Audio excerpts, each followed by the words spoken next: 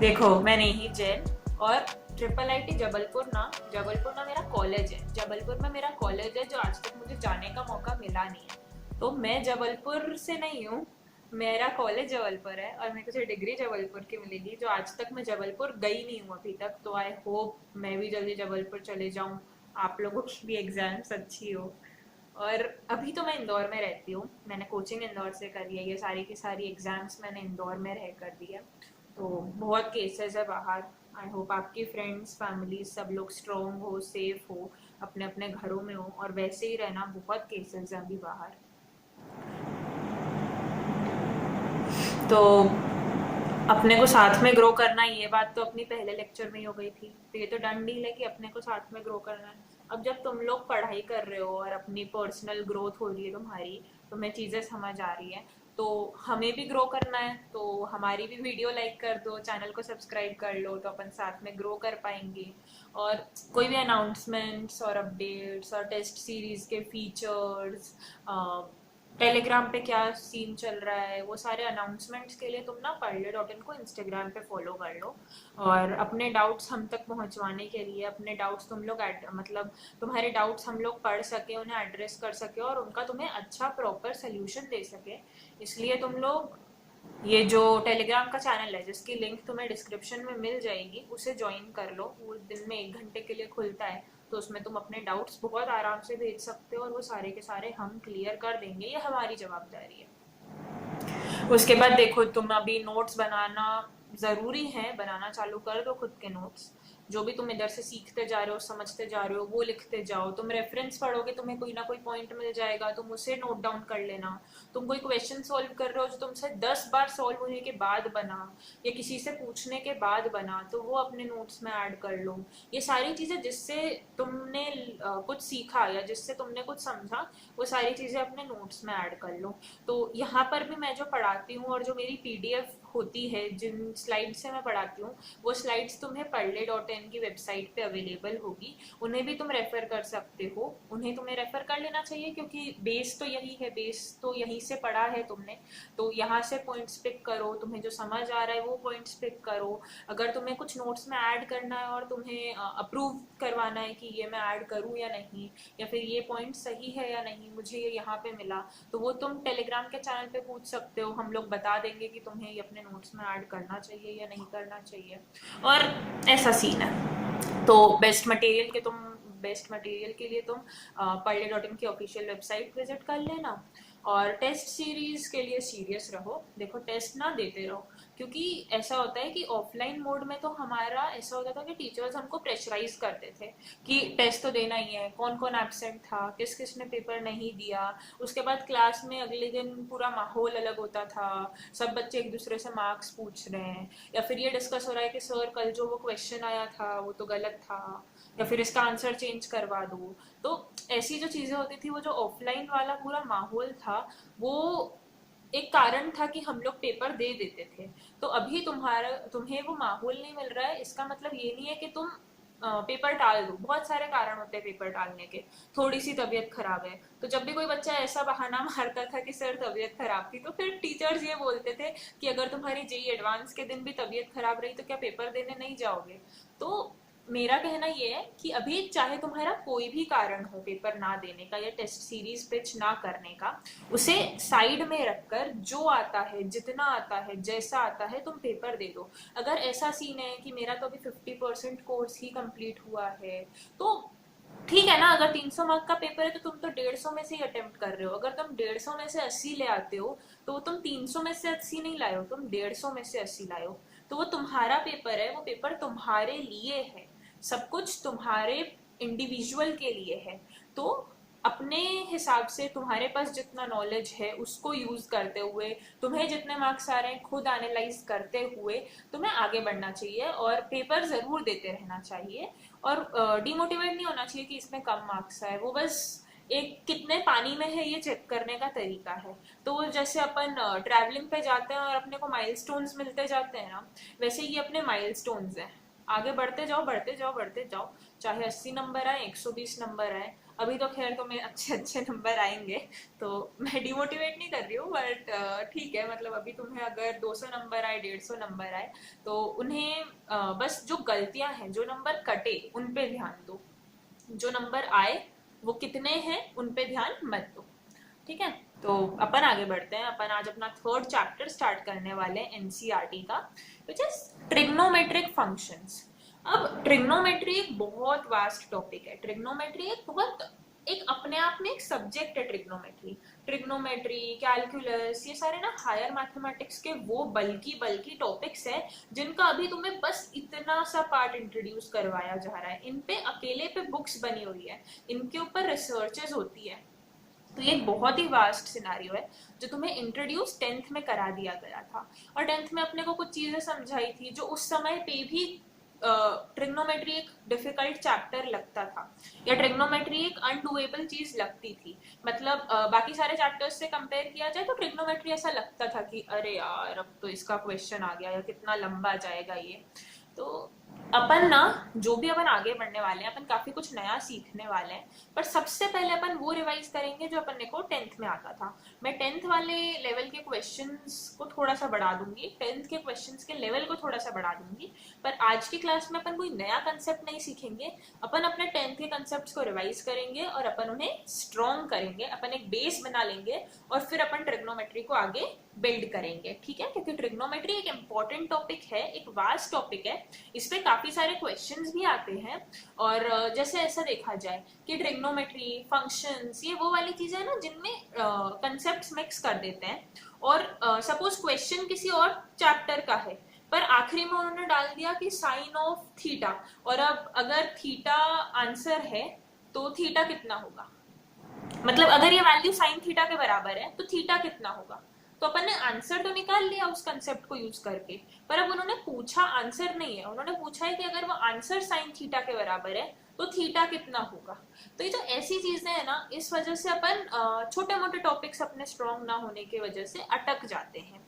इसलिए हम लोग ट्रिग्नोमेट्रिक फंक्शंस पे प्रॉपरली ध्यान देंगे। एनसीईआरटी में ये बहुत वास्ट नहीं है, एनसीईआरटी में ये बहुत ज्यादा कुछ इन्होंने रॉकेट साइंस इंट्रोड्यूस नहीं किया है, पर अगर हम जेईई एडवांस लेवल पे देखते हैं तो हमें बहुत सारे नए नए थ्योरम्स या नए नए प्रॉपर्टीज याद करनी होंगी, याद रखनी होंगी। उनमें से कोई भी ऐसी चीज नहीं है जो तुम्हें एक नई चीज इंट्रोड्यूस कर दी हो या एक नया ही टॉपिक पढ़ा दिया हो। वो बस ऐसी चीजें हैं कि तुमने इसको प्रूव किया, तुमने इसको वेरीफाई किया, और फिर अपने नोट्स में ऐड कर लिया, और आगे उसको बस एक आइडेंटिटी की तरह यूज किया।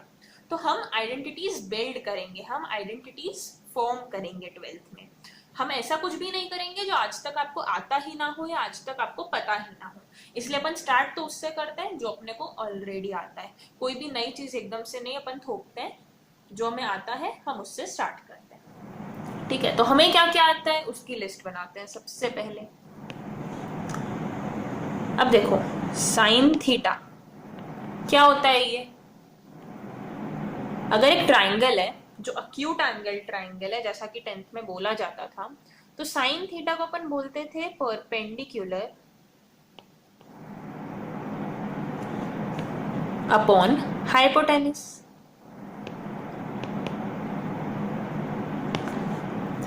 कोस थीटा को क्या बोलते थे अपन, बेस अपॉन हाइपोटेनस। और टैन थीटा को क्या बोलते थे अपन, परपेंडिकुलर अपॉन बेस। तो ये तो हमने 3 ट्रिग्नोमेट्रिक रेशियोज लिखे हैं। हमने पढ़े कितने ट्रिग्नोमेट्रिक रेशियोज थे, 6, जिसमें से जो सेक थीटा होता था वो 1 अपॉन कॉस थीटा होता था। मतलब कॉस थीटा का रेसिप्रोकल सेक थीटा होता था, कोसेक थीटा होता था साइन थीटा का रेसिप्रोकल, और कॉट थीटा होता था टैन थीटा का रेसिप्रोकल। तो साइन, कॉस, टैन, कोसेक, सेक और कॉट, ये 6 ट्रिग्नोमेट्रिक रेशियोज हैं। ये ऐसे ही रहने वाले हैं। हम इन पे कोई नया 8वां ट्रिग्नोमेट्रिक रेशियो नहीं पढ़ रहे हैं। ये जो बेसिक हमारी कॉन्सेप्ट बिल्डिंग हुई थी उसे ही हम बस एक फ्लोर ऐड करेंगे अभी ऊपर। तो ये तो 3 चीजें हमें अच्छे से आती है, और इनका जो उल्टा है वो भी हमें आता है। कोसेक थीटा, सेक थीटा और कॉट थीटा। और ये परपेंडिकुलर बेस और हाइपोटेनस भी राइट एंगल ट्राइंगल की 3 साइड्स है। ये होती है हाइपोटेनस, ये होता है बेस और ये होती है परपेंडिकुलर। और एंगल किसकी बात हो रही है? थीटा, ये वाला एंगल की बात हो रही है। तो इन सब को मैंने इस डायग्राम के रिस्पेक्ट में लिखा है। ठीक है, ये बात समझ आती है? ये बात याद आई तुम लोगों को? ये 10th में अच्छे से पढ़ रखा था। ये सबसे अच्छे से आना चाहिए। इसके लिए बहुत सारे याद करने के तरीके भी थे। पंडित बद्री प्रसाद हरि हरि बोल, पंडित बद्री प्रसाद हरि हरि बोल। तो ऐसे कुछ चीजों से तुमने ये याद कर रखा होगा, तो इसे तो रिवाइज कर लो, इसे तो याद कर लो। अगर भूल गए हो, अगर अच्छे से याद ना हो, तो ये अपना पॉइंट नंबर 1 जो ट्रिग्नोमेट्री के लिए आना ही चाहिए। फिर थी अपनी ये टेबल। ये टेबल थी कि जो थीटा एंगल है उसकी वैल्यूज चेंज होगी तो इनमें क्या आंसर आएगा, ये सारे ट्रिग्नोमेट्रिक रेशियोज क्या होंगे। तो इसमें साइन कॉस टैन के उल्टे होते हैं कोसेक सेक कॉट। मतलब अगर साइन 1/2 है तो कोसेक होगा 2, अगर कॉस 3√3/2 है तो सेक होगा 2/√3। ये तो अपने को पता था। और इम्पोर्टेंट बात ये कि cot of 0 degree is not defined, cosec of 0 degree is not defined, tan of 90 degree is not defined and sec of 90 degree is not defined। ठीक है, तो ये वाली जो चीजें थी, ये टेबल हमने याद कर ली थी 10th स्टैंडर्ड में। तो ये अपने को आना चाहिए, ये पॉइंट नंबर 2 जो अपने को याद होना चाहिए। फिर और क्या चीजें करी थी अपन ने 10th में? कुछ चीजें डिराइव नहीं करी थी क्या अपन ने 10th में? कुछ आइडेंटिटीज डिराइव करी थी अपन ने। सबसे इंपॉर्टेंट तो sine square theta plus cos square theta is equal to 1। ये तो चलो याद आ ही गया होगा, या ये तो याद होना ही चाहिए। फिर अपन ने कुछ और आइडेंटिटीज देखी थी। Cot square theta plus 1 is equal to cosec square theta and tan square theta plus 1 is equal to sec square theta. ये जो 3 चीजें हैं, ये 3 मेजर आइडेंटिटीज हैं। ये पॉइंट नंबर 3 जो याद होना चाहिए 10th स्टैंडर्ड में से। तो जो ये चीजें है ना, ये अभी भी अपना बेसिक बिल्डिंग ब्लॉक है और इसे अभी भी उतने ही अच्छे से याद रखना है। इसके बेसिस पे बहुत सारे हम अच्छे क्वेश्चंस करेंगे, इसके बेसिस पे हम आगे भी बहुत सारी चीजें सॉल्व करेंगे। जैसे कि चलो स्टार्ट करते हैं अपन कुछ प्रैक्टिस के साथ। Sec theta minus tan theta, किसी क्वेश्चन के बीच के किसी स्टेप में अगर ये लिखा हुआ रहता है तो हम आगे कैसे बढ़े या हम इसके बाद क्या करें, उसका एक तरीका है। इसको अपन लिखते हैं 1 sec theta plus tan theta. अब ये कैसे किया हमने? हो सकता है किसी क्वेश्चन में ये दिया हो और इससे बात आगे बन रही हो, या ये वाली LHS दी हो और राइट हैंड साइड से बात आगे बन रही हो। तो ये जो मामूली कन्वर्जन्स है ना, ये हमने 10th स्टैंडर्ड वाली चीज से ही बनाए हैं। अब इस फॉर्मूला को देखो तुम, क्या मैं इसको ऐसा लिख दूं tan square theta minus sec square theta? नहीं भाई, क्या मैं इसको ऐसा लिख दूं sec square theta minus tan square theta is equal to 1? अब क्या मैं A square minus B square is equal to A plus B into A minus B को यूज कर कर इसे लिख दूं sec theta plus tan theta into sec theta minus tan theta is equal to 1? और फिर क्या मैं इस फैक्टर को उस साइड पे लेकर आ जाऊं? तो ये बन जाएगा sec theta minus tan theta is equal to 1 sec theta plus tan theta. ठीक है, तो अब अंतर क्या है 10वीं 11वीं में? 10वीं में ना हमको क्वेश्चन दिया जाता था कि verify that sec theta minus tan theta is equal to 1 sec theta plus tan theta. और अब क्या होगा, क्वेश्चन की किसी स्टेप में ये नॉलेज तुमको काम आ जाएगा। तो बस हमने डिफिकल्टी थोड़ी सी बढ़ा दी है, कंसेप्ट हमारा सेम है। तो कोई बड़ी बात नहीं है, कोई चिंता करने वाली बात नहीं है। हमें पढ़ना अभी भी वही है, हमें कंसेप्ट हमारा वही यूज करना है। हमें बस ये ध्यान रखना है कि छोटी छोटी जगहों पर हमें किन चीजों का ध्यान रखना है।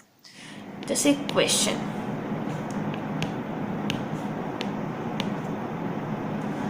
if sec theta plus tan theta is equal to 2 in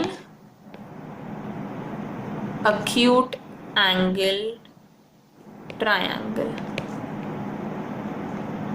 अभी अक्यूट एंगल ट्रायंगल बोलना क्यों जरूरी है? क्योंकि हमने 10वीं तक जो चीजें पढ़ी थी वो अक्यूट एंगल के लिए पढ़ी थी। हमने डिग्री एंगल का एक मेजरमेंट है ना, डिग्री, वो कहां से कहां तक देखा था? 0 से लेके 90 तक। देखो ये टेबल कहां से कहां तक बनी हुई है, 0, 30, 45, 60, 90। क्या 92, 93, 180, 360 ये हमने यहाँ पे स्टडी किया? नहीं।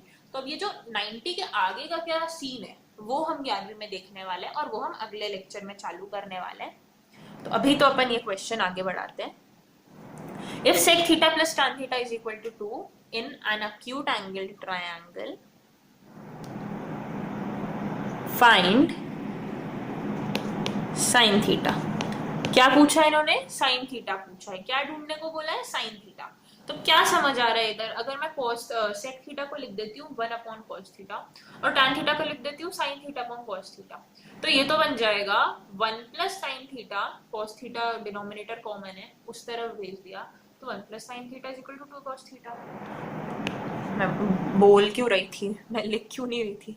1 upon cos theta plus sin theta upon cos theta is equal to 2। तो ये बन जाएगा 1 plus sine theta upon cos theta is equal to 2, या फिर कह लो 1 plus sine theta is equal to 2 cos theta. अब अपने को ढूंढना है साइन थीटा, मतलब अपने को इसकी वैल्यू चाहिए। तो इस कॉस थीटा को अपन हटाए कैसे अपने इक्वेशन से कि अपन डायरेक्टली साइन थीटा की वैल्यू ढूंढ सके? या तो अपन इधर यूज करते हैं sine square theta plus cos square theta is equal to 1, और फिर अपन कोस थीटा को लिख देते हैं under root 1 minus sine square theta. तो उससे क्या होगा, इधर इसको मैंने लिख दिया 2 times under root 1 minus sine square theta. अब तो मुझे स्क्वायरिंग करनी पड़ जाएगी दोनों तरफ, तो उससे तो कितना, इधर साइन स्क्वायर होगा उधर साइन स्क्वायर होगा, साइन स्क्वायर की क्वाड्रेटिक बनेगी, उसको सोल्व करो, फिर साइन थीटा की अपनी वैल्यू निकलेगी, तो ये तो लंबा जाएगा, है ना। अब अपन ने आज क्या सीखा? Sec theta minus tan theta is equal to 1 upon sec theta plus tan theta. ये देखो, ये यहाँ पे कहीं यूज कर सकते हो क्या? इन्होंने अपने को दिया है sec theta plus tan theta is equal to 2, तो अपने को इसकी वैल्यू तो देखो पता है। इसका मतलब क्या मैं लिख दूं? Sec theta minus tan theta is equal to 1 upon 2। हाँ भाई, ये तो सही बात है, ये तो कर सकते हैं। और अपने को पता है sec theta plus tan theta is equal to 2। क्या मैं इन दोनों इक्वेशन को ऐड कर सकती हूँ? क्योंकि इन दोनों को ऐड करने से ना टैन थीटा का टर्म ही कैंसिल हो जाएगा, तो अपने को सेक थीटा की वैल्यू मिल जाएगी। और किसी भी एक ट्रिग्नोमेट्रिक रेशियो की वैल्यू मिल गई तो दूसरे ट्रिग्नोमेट्रिक रेशियो में तो अपन कन्वर्ट कर ही सकते हैं। तो यहाँ पे ये टर्म से ये टर्म कैंसिल हो गया, या फिर मैं पूरा ही लिख देती हूँ sec theta minus tan theta plus sec theta plus tan theta is equal to half plus 2। तो ये टैन थीटा से टैन थीटा कैंसिल हो गया, तो ये बन जाएगा 2 sec theta is equal to 5/2। मतलब sec theta is equal to 5/4, मतलब cos theta is equal to 4/5। चलो भाई, तो cos थीटा की वैल्यू पता है, तो साइन थीटा की वैल्यू निकाल सकते हो कि नहीं? साइन थीटा की वैल्यू पता है कि नहीं? अब ये रक्षित में तुमको पता होगा कि cos थीटा अगर 4/5 है तो sin थीटा 3/5 होता है और वो एंगल 37 डिग्री होता है। लेकिन 3753 का मैथ्स में कोई रोल पार्ट नहीं है। मैथ्स में 3753 भूल सकते हो तुम लोग, मैथ्स में बस वो एंगल्स पता होने चाहिए जो अपन ने अभी तक पढ़े हैं और इसके आगे जो अपन पढ़ेंगे। तो ये 3753 फिजिक्स में काम आते हैं। तो मैं साइन थीटा को लिख देती हूँ 1 root under root 1 minus cos square theta. तो ये बन जाएगा 1 माइनस 16/25, ये बन जाएगा अंडर रूट 9/25, तो ये हो जाएगा 3/5। अच्छा, अब अंडर रूट दो तरीके से खुलता है, ये बात तुमको शायद नहीं पता है ना, ये मैं एक एक्स्ट्रा पॉइंट बता रही हूँ, ठीक है, इसको अलग से लिखना। अगर अंडर रूट एक्स स्क्वायर दिया हो ना तो वो मोड ऑफ एक्स से खुलता है, मतलब उसका आंसर प्लस एक्स भी हो सकता है और माइनस एक्स भी हो सकता है। अगर रूट 4 लिखा है ना तो उसका आंसर +2 भी हो सकता है और -2 भी हो सकता है। ऐसा क्यों? क्योंकि 2 का जब स्क्वायर करेंगे तो 4 आएगा और -2 का भी जब स्क्वायर करेंगे तो 4 आएगा। इसलिए जब भी रूट खुलता है ना तो वो मॉड्यूलस से खुलता है, तो उसका आंसर +x भी हो सकता है, -x भी हो सकता है। इसलिए यहाँ पे जब अपन ने रूट 9/25 का आंसर निकाला तो वो +3/5 भी हो सकता था, -3/5 भी हो सकता था। लेकिन मैंने माइनस वाला आंसर क्यों नहीं लिया? क्योंकि साइन थीटा फर्स्ट क्वाड्रेंट में, साइन थीटा 0 से 90 के बीच में हमेशा पॉजिटिव आंसर देता है, और इसीलिए क्वेश्चन में लिखा था in an acute angle triangle. तभी अपन ने साइन थीटा को बस पॉजिटिव 3/5 लिया। तो ये पॉजिटिव नेगेटिव का क्या चक्कर है, कौन से क्वाड्रेंट में कोई साइन बदलता है क्या, ये सारी चीजें अपन अगले लेक्चर में देखेंगे, है ना। तो अभी तो अपन ये करते हैं, अपना क्वेश्चन था फाइंड साइन थीटा। तो साइन थीटा ढूंढ लिया क्या हमने, साइन थीटा का मिल गया क्या हमको आंसर? हाँ मिल गया, sine theta is equal to 3/5 मिल गया भाई आंसर। एक और क्वेश्चन करें, चलो ये बताना क्या होगा। साइन की पावर 4 थीटा प्लस कॉस की पावर 4 थीटा सॉल्व करते हैं। इसे कैसे सिंप्लीफाई कर सकते हैं, मतलब अगर किसी क्वेश्चन में 5th स्टेप या 6th स्टेप में ऐसा कुछ बन जाता है तो हम इसे और क्या लिख सकते हैं जिससे हमारा सवाल आगे बढ़ जाए। अब साइन और कॉस को तो काय में ही कन्वर्ट करोगे तुम, साइन और कॉस को किसी चीज में कन्वर्ट कर नहीं सकते। अब tan लिखा होता तो अपन साइन बाय कॉस लिख देते, पर यहाँ पे तो अपने को एक ही बात याद आ रही है कि sine square theta plus cos square theta is equal to 1 होता है। इसके अलावा कुछ याद आ रहा है क्या तुम्हें? इसके अलावा यहाँ पे कुछ समझ आ रहा है कि समझ आ रहा है क्या कि मैं कैसे चालू करूं इसे? तो अगर ये हमें याद आ रहा है, ये हमें दिया हुआ है, तो हम इससे उस पे कैसे जाएं? तो अगर हम इसका स्क्वायर कर देते हैं तो इसकी पावर 4 तो पहुंच जाएगी,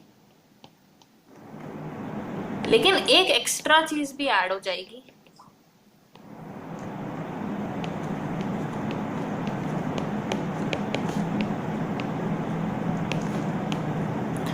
टू AB वाला टर्म ऐड हो जाएगा। तो साइन की पावर 4 थीटा प्लस कॉस की पावर 4 थीटा जैसा कि हमें चाहिए था, ये तो हमने बना लिया जैसा कि हमें चाहिए था, लेकिन एक एक्स्ट्रा चीज है 2 sine square theta cos square theta. अब भाई ये तो हमें नहीं चाहिए थी, तो इसको हम उस तरफ भेज देते हैं। तो साइन की power 4 theta plus cos to the power 4 theta is equal to 1 minus 2 sine square theta cos square theta. ये दोनों चीजें बराबर है। इसका मतलब अगर कभी हम इस जगह पे अटक जाते हैं और हमें सवाल आगे बढ़ाना है तो हम इसको इससे रिप्लेस कर सकते हैं।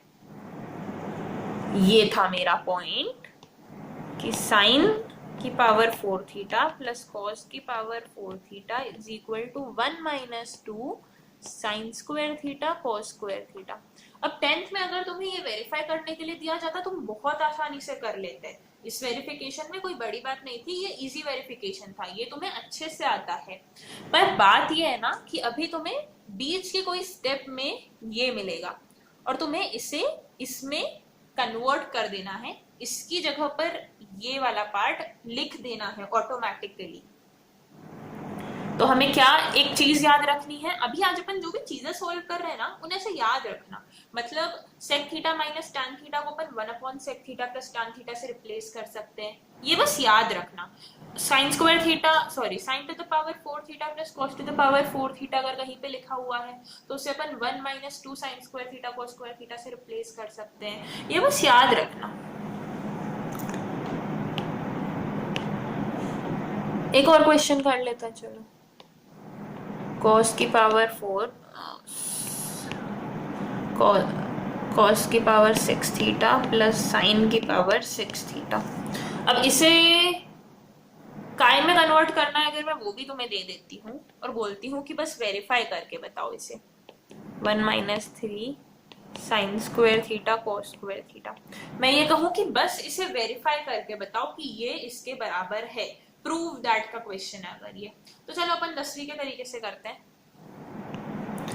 LHS is cos to the power 6 theta plus sin to the power 6 theta, है ना। अब यहाँ पे अगर अपन cos square theta plus sine square theta का क्यूब ले लेते हैं तो वो बन जाएगा cos to the power 6 theta plus sine to the power 6 theta plus 3ab। 3ab वाला टर्म कौन सा होगा, 3 sine square theta cos square theta into a plus b, तो into sine square theta plus cos square theta. ये क्या हो गया, एक और बार कर लेती हूं मैं। अपने को चाहिए cos की पावर 6 थीटा प्लस साइन की पावर 6 थीटा। हमें एक ही चीज पता है, sine square theta plus cos square theta is equal to 1।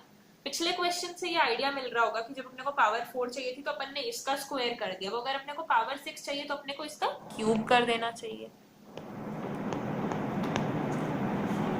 अब क्यूब की आइडेंटिटी क्या होती है, a प्लस बी का क्यूब क्या होता है, a cube plus B cube plus 3ab into a plus B. ये याद है, ये आइडेंटिटी बचपन की आइडेंटिटी याद है। तो इसी आइडेंटिटी से मैं इसको ओपन करती हूँ, तो 1 का क्यूब हो जाएगा साइन की पावर 6 थीटा प्लस कॉस की पावर 6 थीटा, ये चाहिए भाई हमको, plus 3 times sine square theta cos square theta into a plus B क्या होगा, sine square theta plus cos square theta. अब sine square theta plus cos square theta कितना होता है, sine square theta plus cos square theta कितना होता है, 1। तो इसको मैं रिप्लेस कर दूंगी 1 से। इसका मतलब 1 इज इक्वल टू साइन की पावर 6 थीटा प्लस कॉस की power 6 theta plus 3 sine square theta cos square theta. वो तो 1 के बराबर हो गया, anything into 1 is the number itself. तो इससे हमको क्या मिला, हमें चाहिए बस ये पार्ट हमारे लिए एक्स्ट्रा है, इसको उस तरफ भेज देते हैं। तो हमको मिला sign to the power 6 theta plus cos to the power 6 theta is equal to 1 - 3 sin square theta cos square theta। क्या ये सही है, क्या ये बात समझ आई, इसे भी हमको ना याद रख लेना चाहिए। कितनी चीजें देखी अभी तक अपन ने, sec theta minus tan theta को अपन लिख सकते हैं 1/sec theta plus tan theta. ऐसा ही कोट और कोसेक में भी हो सकता है, कोसेक थीटा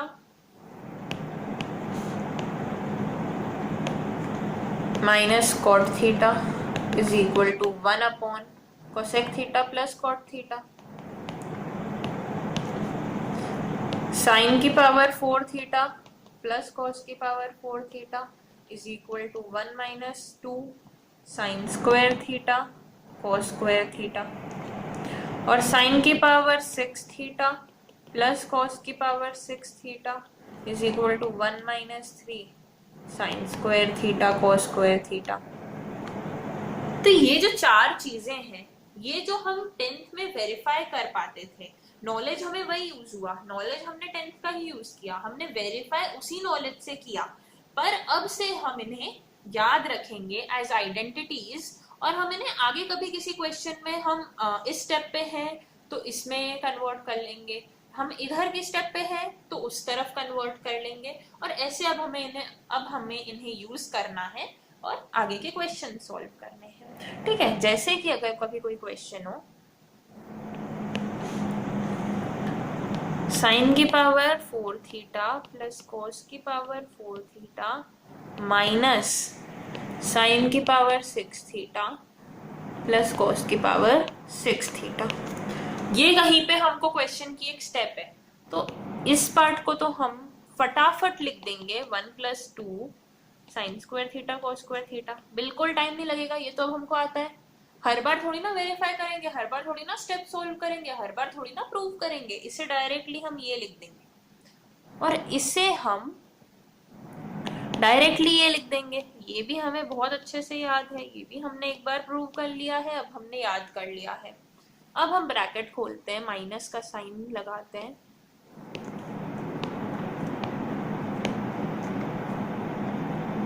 सॉरी ये 1 प्लस था 1 माइनस था, कहीं गलती तो नहीं, हाँ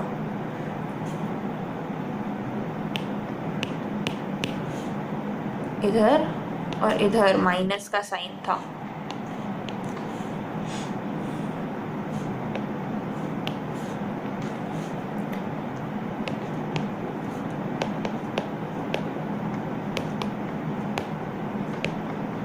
तो +1 -1 तो कैंसिल हो गया, और 3 sine square theta cos square theta minus 2 sine square theta cos square theta कितना होगा 1 times sine square theta cos square theta, तो ये बन गया sine square theta cos square theta. तो जो इतना बड़ा सा कॉम्प्लिकेटेड सा दिख रहा था, sign to the power 4 theta plus cos to the power 4 theta minus sign to the power 6 theta plus cos to the power 6 theta, उसको हम लिख सकते हैं sine square theta cos square theta. ये हम ऑलरेडी सीख चुके थे, इसे बस हम ये लिख सकते हैं, ये हमें ध्यान रखना है। तो इतनी बड़ी सी चीज को इस छोटी सी चीज में कन्वर्ट कर देना, इस छोटी सी चीज के टर्म्स में लिख देना, ये हमें आना चाहिए। अपन इसको सिंप्लीफाई करिए। अब आप ये क्या है, अक्यूट एंगल ट्रायंगल का एक एंगल है। तो सबसे पहले तो इसको हम जो हमें आइडेंटिटी आती है वो लगा के देखते हैं। यहाँ पे हमारे पास दो तरीके हैं, या तो हम सेक को 1/cos लिख दें और कोसेक को 1/sin लिख दें, तो उससे बस जो भी हमारा रूट है वो डिनोमिनेटर में आ जाएगा, उसके अलावा तो कोई फर्क नहीं पड़ेगा। और वो डिनोमिनेटर में भी आकर क्या बनेगा 1/cos स्क्वायर ए प्लस 1/sin स्क्वायर ए। अगर मैं इस तरीके से जाती हूँ तो ये बन जाएगा cos square A sin square A upon cos square A into sine square ए। ऊपर में प्लस है, नीचे में इंटू है, पूरा का पूरा रूट में, तो ये बन जाएगा 1/cos स्क्वायर ए sin स्क्वायर ए। अब 1/cos स्क्वायर ए इंटू 1/sin स्क्वायर ए को मैं क्या लिख सकती हूँ, सेक स्क्वायर ए कोसेक स्क्वायर ए। अब इसका रूट है तो वो बन जाएगा सेक ए कोसेक ए। अब सेक ए इंटू कोसेक ए जब फर्स्ट क्वाड्रेंट में है अपन, मतलब अक्यूट एंगल है, मतलब 0 से 90 के बीच में हमारा एंगल है, तो सेक और कोसेक दोनों पॉजिटिव होंगे, इसलिए दोनों का प्रोडक्ट भी पॉजिटिव होगा। और अपने को अक्यूट एंगल ट्रायंगल बोला है, इसलिए अपन इसका answer plus sec A into cosec A लिखेंगे। अगर अपने को बोला होता कि ये एंगल को डिफाइन नहीं किया होता तो इसका आंसर हम plus minus sec A into cosec a देते, क्योंकि जब रूट के अंदर से कोई क्वांटिटी निकलती है तो वो मॉड्यूलस में निकलती है। रूट के अंदर से हमेशा एक पॉजिटिव क्वांटिटी निकलेगी, इसलिए हम mod root of x square, under root of x square को हम मॉड एक्स लिखते हैं, क्योंकि आंसर हमेशा पॉजिटिव होना चाहिए। लेकिन मॉड एक्स फिर दो तरीके से खुलता है ना, एक्स और माइनस एक्स। मैं लिखकर ये पॉइंट समझा देती हूँ, अभी वो क्वेश्चन पूरा नहीं हुआ है। Under root of x square is equal to mod x, तो ये फिर दो तरीके से खुलता है, x for x greater than और इक्वल टू जीरो और minus x for x less than zero. तो ये जो पॉइंट है ये हमें याद रखना चाहिए। इसका मतलब अगर अंदर लिखा है सेक स्क्वायर ए इंटू कोसेक स्क्वायर ए, तो ये दो तरीके से खुलेगा, सेक स्क्वायर ए कोसेक स्क्वायर ए और माइनस सेक, सॉरी स्क्वायर नहीं आएगा,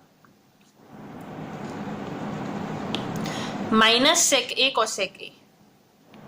अब प्लस कब होगा? जब सेक ए कोसेक ए, मतलब ये जो इनका प्रोडक्ट है ये ग्रेटर देन और इक्वल टू जीरो होगा। और माइनस कब होगा?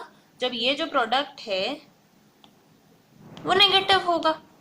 तो ये बात सही है कि रूट के अंदर से तो हमेशा पॉजिटिव क्वांटिटी निकलती है, तो इसे हम अगर डीपर लेवल पे सोचें तो रूट के हमें अंदर से हमेशा मॉड्यूलस निकलता है और मॉड्यूलस पॉजिटिव क्वांटिटी होती है। लेकिन मॉड्यूलस एक्स और माइनस एक्स दोनों के बराबर होता है, ये बात हमें याद होनी चाहिए। मैं फिर से उसी क्वेश्चन पे वापस आती हूँ। तो ये हमारा एक आंसर हो गया, ये हमने इसको एक तरीके से सिंप्लीफाई कर लिया। अब क्या पता हम जिस क्वेश्चन को सॉल्व कर रहे हो जिसमें बीच में ये स्टेप आई हो और हमें आगे बढ़ने के लिए इसे दूसरे फॉर्म में लिखने की जरूरत पड़ रही हो, तो उसे अगर हम सेक ए इंटू कोसेक ए लिख दें तो भी वो बात आगे ना बढ़े, तो भी क्वेश्चन सॉल्व ना हो।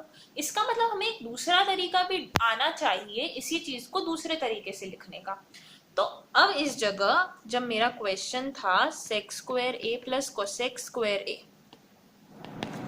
तो मैं क्या करती, सेक स्क्वायर को लिख देती 1 प्लस टैन स्क्वायर और कोसेक स्क्वायर को लिख देती 1 प्लस कॉट स्क्वायर,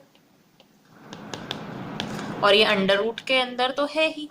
तो ये क्या बन गया मेरा, टैन स्क्वायर ए प्लस कॉट स्क्वायर ए प्लस 2। अब यहाँ पे हमको कुछ अब यहाँ पे हम इसे कलेक्ट कर सकते हो या गैदर कर सकते हो, ऐसा कुछ समझ आ रहा है क्या? टैन ए प्लस कॉट ए का स्क्वायर कितना होता है? टैन स्क्वायर ए प्लस कॉट स्क्वायर ए। तो इतना तो यहाँ पे ये बना, पर जो 2ab वाली टर्म होती है वो होगी 2 into tan a into cot a, और वहां पे तो सिर्फ 2 लिखा हुआ है। अब tan a into cot a मतलब tan a into 1 upon tan a, तो ये तो 1 के ही बराबर होता है। तो ये जो 2ab वाली टर्म है वो 2 के ही बराबर है। इसका मतलब टैन स्क्वायर ए प्लस कॉट स्क्वायर ए प्लस 2 टैन ए प्लस कॉट ए का होल स्क्वायर होता है। तो ये इंफॉर्मेशन जब हम इधर पुट करते हैं तो हमें मिल जाएगा under root of tan A plus cot ए का होल स्क्वायर।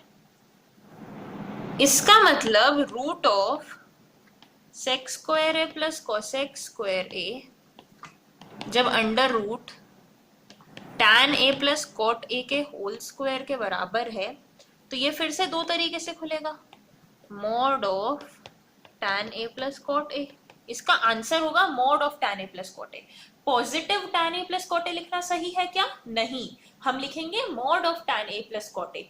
अब tan A plus cot A positive होगा या नेगेटिव होगा ये एंगल पे डिपेंड करता है। तो अगर आप एक साइन के साथ खोल रहे हो तो आपको रूट खोलने में हमेशा प्लस माइनस लगाना चाहिए, पर अगर आप बिना साइन के खोल रहे हो तो आपको मॉड्यूलस के साथ खोलना चाहिए, मॉड्यूलस के साथ खोलना चाहिए। तो अब आप बात समझिए, ये सेम चीज अगर हमें 10th में क्वेश्चन दिया होता, prove root of sec square A plus cosec square a is equal to sec a cosec a, तो आप ये कर लेते।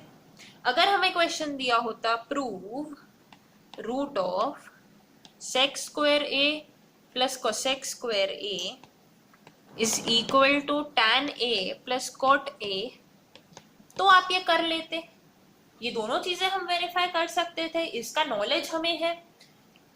पर मैं क्या कह रही हूं, अगर कोई क्वेश्चन है जिसकी एक स्टेप में हमें मिले expression root of sec square A plus cosec square ए, तो उसे अगली स्टेप में हम tan a plus cot a लिख सकें, ये नॉलेज हमें होना चाहिए।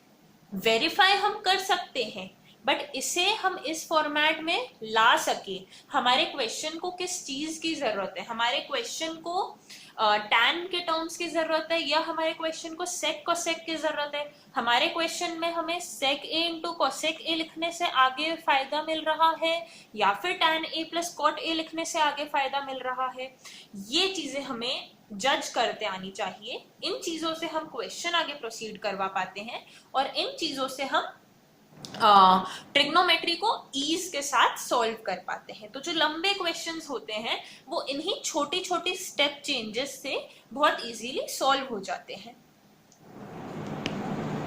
मैं एक और क्वेश्चन बोलती हूं, tan square A into sine square A upon tan square A minus sine square ए। अब हमें अगर इससे किसी और टर्म में लिखना है, इससे अगर हमें सिंप्लीफाई करना है या इससे अगर हमें आगे सोल्व करना है, तो हम क्या क्या कर सकते हैं। एक आइडिया तो हमें आ रहा है कि tan स्क्वायर ए को हम लिख दें sign square A upon cos square A. यहाँ पे हम क्या क्या ऑपरेशन लगा सकते हैं, क्या क्या हमें आइडियाज आ रहे हैं, वो लिखना बहुत जरूरी है, उन्हें देखना बहुत जरूरी है, क्योंकि ये तीन तरीके से सिंप्लीफाई हो सकता है ये एक एक्सप्रेशन तीन दूसरे एक्सप्रेशन से इक्विवेलेंट हो। मैं अगर आपको बोलूं कि इसको इसके इक्वल करिए, हो सकता है आप कर दें। अगर मैं बोलूं कि इसको एक दूसरे एक्सप्रेशन से इक्वेट करिए, हो सकता है वो भी पॉसिबल हो। तो हमें किस वाले एक्सप्रेशन की जरूरत है, हमें हमारा क्वेश्चन किस वाले एक्सप्रेशन से सॉल्व करना है वो पता होना चाहिए। इसलिए हम किन आइडियाज से उसे कन्वर्ट कर रहे हैं हमें वो आना चाहिए। कोई आइडिया सही या गलत नहीं है, किस आइडिया से हमारा क्वेश्चन जल्दी सॉल्व होगा वो बात है। एक क्वेश्चन को सॉल्व करने के तीन तरीके हो सकते हैं, पर तीन में से कौन सा तरीका सबसे ज्यादा एफिशिएंट है, कौन से तरीके में एग्जाम के बीच में आपकी मेहनत बच रही है, वो जज करना हमें आना चाहिए। तो इस वाले क्वेश्चन में मैं आइडेंटिटी लगा सकती हूँ, मैं tan स्क्वायर को सेक स्क्वायर माइनस 1 लिख सकती हूँ और मैं tan स्क्वायर को sign square A upon cos square ए लिख सकती हूँ। अब अगर मैं sign square A upon cos square A numerator में लिख देती हूँ tan स्क्वायर ए को, तो कुछ फायदा होता हुआ दिख रहा है क्या? नहीं, और टर्म्स बढ़ते हुए दिख रहे हैं मुझे, तो कुछ सॉल्व होते हुए नहीं दिख रहा है। तो मैं एक काम करती हूँ, डिनोमिनेटर में tan स्क्वायर ए को sign square A upon cos square ए से रिप्लेस कर देती हूँ। करके देखते हैं, हो सकता है अटक जाए, हो सकता है पूरा काटना पड़े और फिर कोई और आइडिया यूज करना पड़े। मुझे कोरोना नहीं है। tan square A minus sine square, sorry minus नहीं था, को मैं लिख देती हूँ cos square A upon sine square A upon cos square ए। तो ये बन गया sine square A upon cos square A minus sine square A. यहाँ पे क्या दिख रहा है, साइन स्क्वायर ए कॉमन निकाल सकते हैं। अगर हम ऊपर tan स्क्वायर ए को sign square A upon cos square ए लिख देते तो कुछ कॉमन भी नहीं निकलता, मतलब कुछ भी फायदा नहीं होता। यहाँ पे कम से कम हमने साइन स्क्वायर ए कॉमन तो निकाला। करके देखते हैं।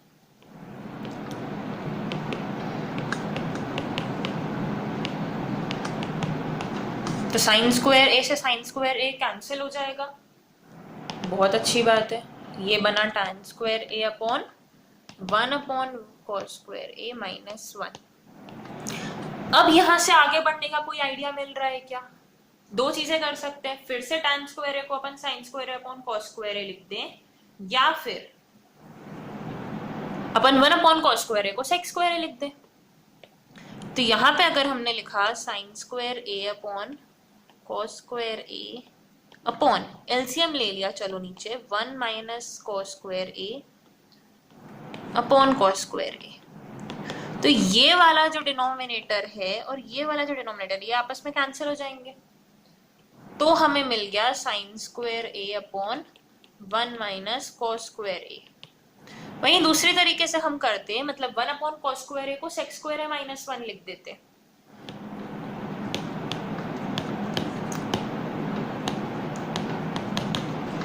तो कौन सा करना चाहिए हमें? sec² -1 हमें क्या बनते हुए दिख रहा है? sec² -1 क्या होता है? tan², तो ये हो जाएगा tan², ये बन जाएगा 1।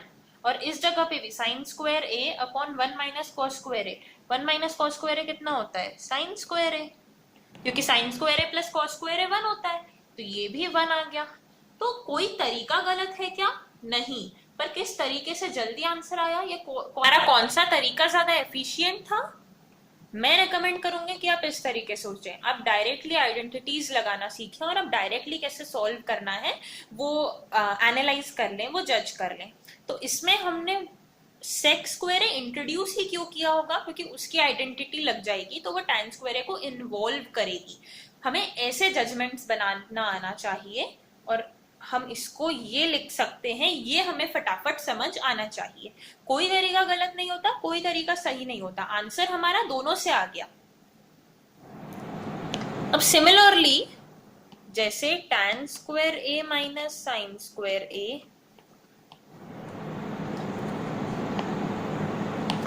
अरे यार मैं बार बार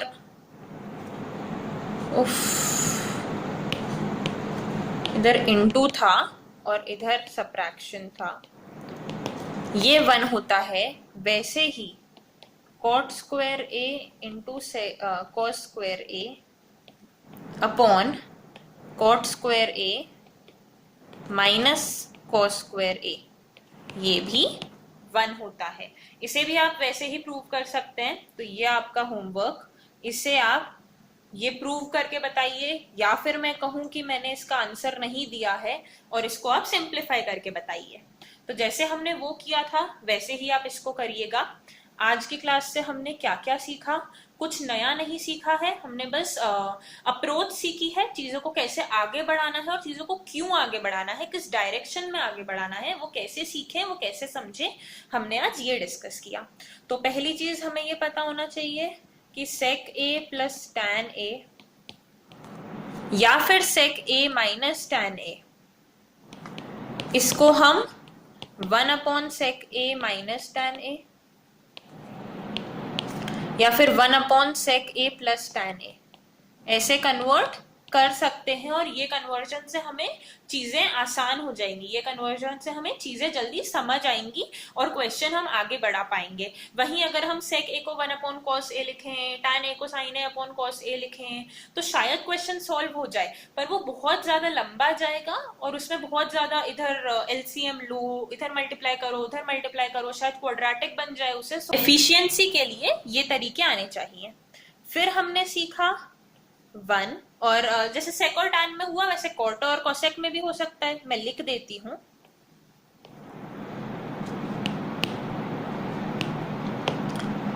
cosec a plus cot a is equal to 1/cosec a minus cot a, और cosec a minus cot a is equal to 1/cosec a plus cot a। फिर हमने देखा sin to the power 4a plus cos to the power 4a, ये कहीं पर भी दिखता है तो इसे लिख दीजिएगा 1 - 2 sin² cos², और अगर sin की पावर 6a प्लस cos की पावर 6 ये दिखता है तो इसे लिख दीजिएगा